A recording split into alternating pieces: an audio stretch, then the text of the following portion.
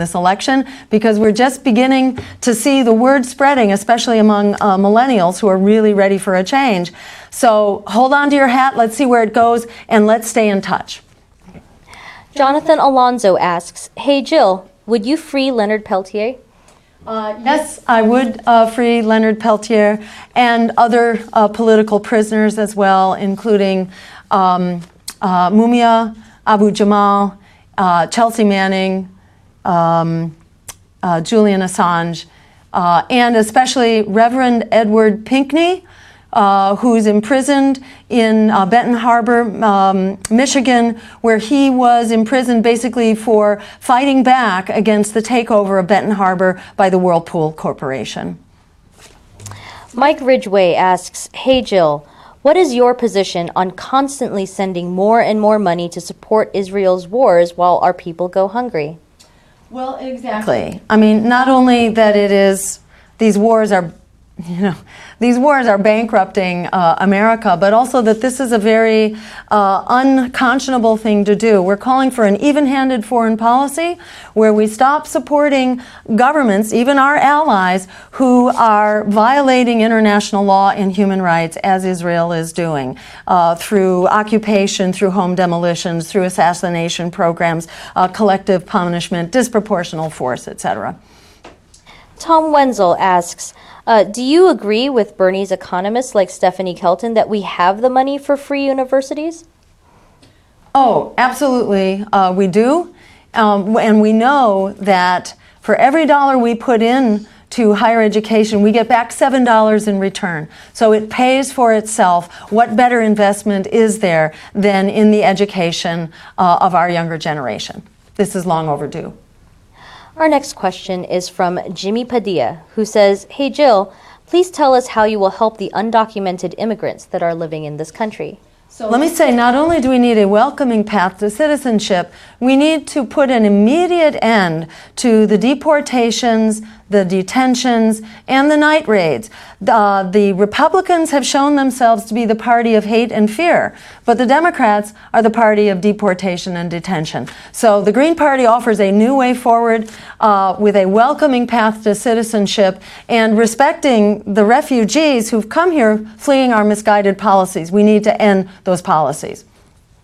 Steel City for Stein asks, hey Jill, what will you do to make sure politicians and bankers that break the law are held accountable for their crimes?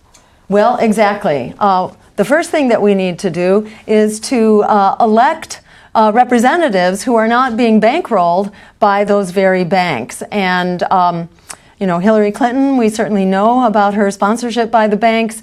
The Republican Party technically has plenty of sponsorship from them as well. So we need to, put our money where our mouth is and support a politics of integrity that will do the right thing. We have time for about 3 more questions.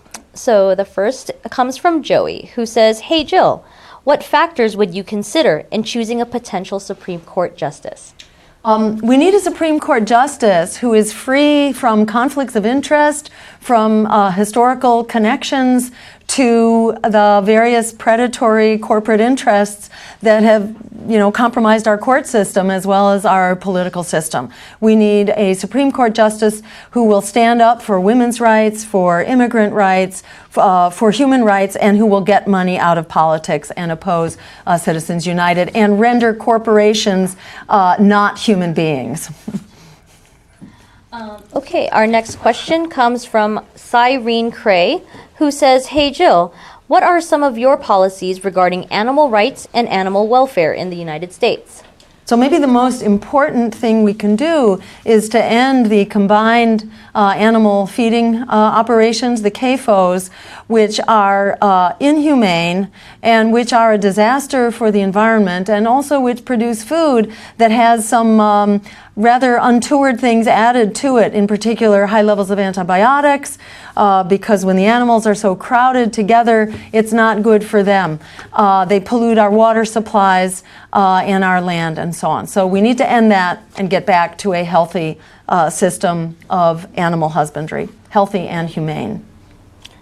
Jeffrey Stokes asks this question, hey Jill, what is your policy for Social Security?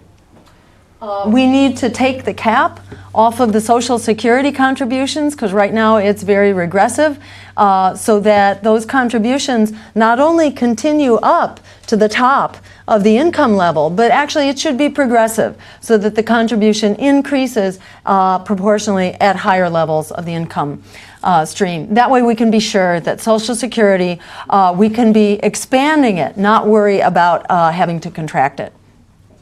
And our last question, perhaps one of the most important questions we'll get in this election, comes from AKA the Snake, who says, "Hey Jill, how can we end the two-party trap?" By supporting the alternative to the two-party trap, which is independent, principled politics through the Green Party, which is collaborating with many of the smaller independent, progressive, and socialist parties. We need to work together to be the strong, unstoppable force that we actually are. We need to stand up and stand strong. We do have the numbers. We have the values of the American people at heart. It's time to stand up and actually take our future back into our own hands. Would you like to say anything?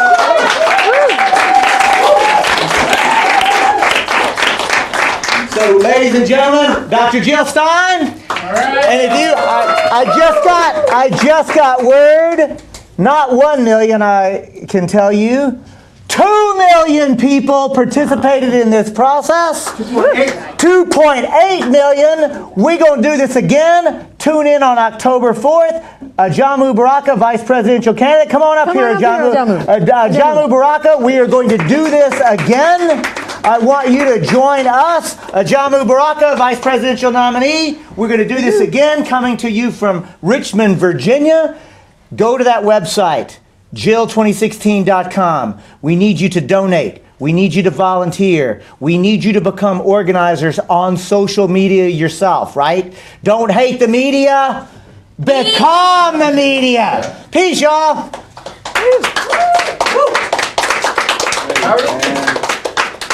Can you clear us? Can you clear us? All right. All right. All right, we're clear. Good job, folks. Thank you. Everybody, but please don't leave. We're going to do a